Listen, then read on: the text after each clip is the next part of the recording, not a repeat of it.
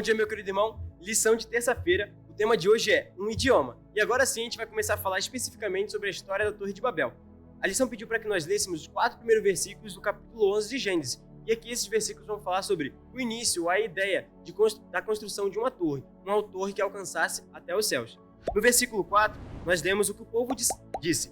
Disseram: Vinde, edifiquemos para nós uma cidade e uma torre cujo topo chegue até os céus e tornemos célebre o nosso nome, para que não sejamos espalhados por toda a terra.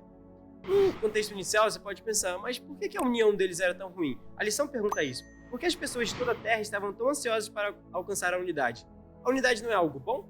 Não seria uma boa ideia ficar todo mundo junto? Nós voltássemos um pouquinho mais em Gênesis capítulo 9, versículo 1 diz: Abençoou Deus a Noé e a seus filhos, e lhes disse: Sede fecundos, multiplicai-vos e enchei a terra.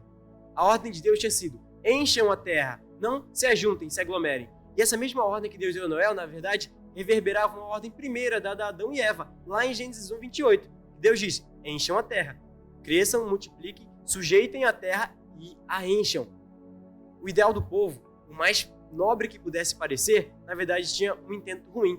Eles queriam se juntar. Eles não queriam se juntar no sentido fraternal, de amizade, de formar uma colônia legal de seres humanos. Não. Eles tinham uma coisa muito ruim por trás disso. Eu separei aqui em 3 pontos, e esses 3 pontos sempre se repetirão em toda tentativa humana de fazer aquilo que é contra a vontade de Deus. A primeira, desacreditar na promessa divina. Como assim?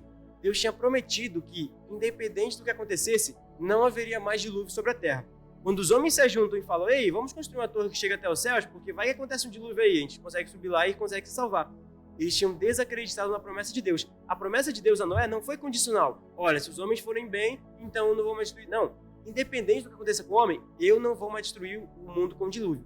Eles desacreditaram na promessa de Deus. Eles não acreditavam mais que Deus cumpria essa promessa, se é que acreditavam em Deus. Ellen White vai dizer que muitos não acreditavam. E eles resolveram então criar uma torre para que pudessem se salvar por seus próprios méritos do possível dilúvio que poderia vir novamente.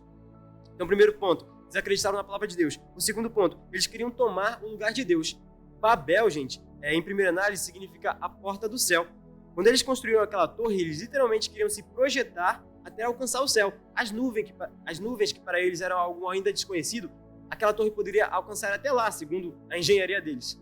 Veja, só um adendo aqui, gente, era muito provável que sim, eles conseguissem fazer uma torre tão alta assim, até porque foi Deus que decidiu descer para que eles não pudessem dar prosseguimento a essa obra. Então, desacreditavam na promessa de Deus, quiseram tomar o lugar de Deus, no sentido literal, mas principalmente no sentido espiritual. E o terceiro, eles queriam tornar célebres os seus próprios nomes.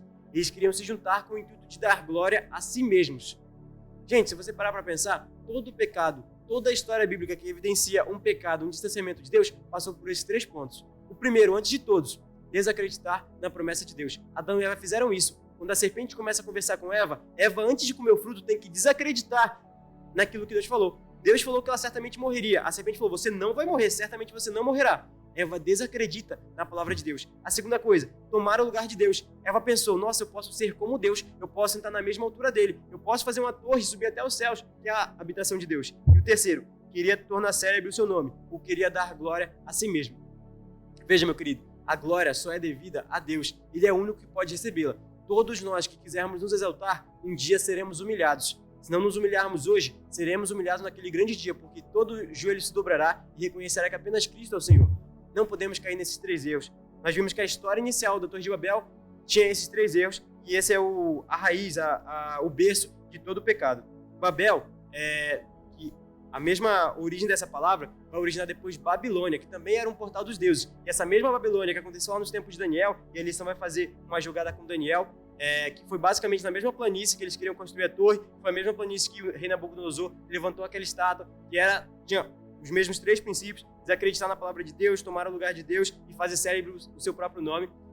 Essa mesma Babilônia acontecerá novamente com esses mesmos 3 características nos últimos tempos: a Babilônia espiritual. E caberá a nós acreditarmos na palavra de Deus, deixarmos Deus no seu próprio lugar e obedecermos a sua palavra, e tornarmos célebre o nome de Deus, para que possamos o glorificar e não querer a glória, não querer a celebridade do nosso próprio nome. Bom, eu espero que tenha dado para entender mais ou menos o início da história da Torre de Babel, mas para que nós continuemos isso, eu te espero amanhã, na quarta-feira, para que a gente possa entender como que aconteceu e o melhor, qual foi o desfecho dessa história, dessa grande torre que tentaram construir para chegar até o céu. Espero que Deus abençoe muito o seu dia e eu te espero amanhã. Tchau, tchau.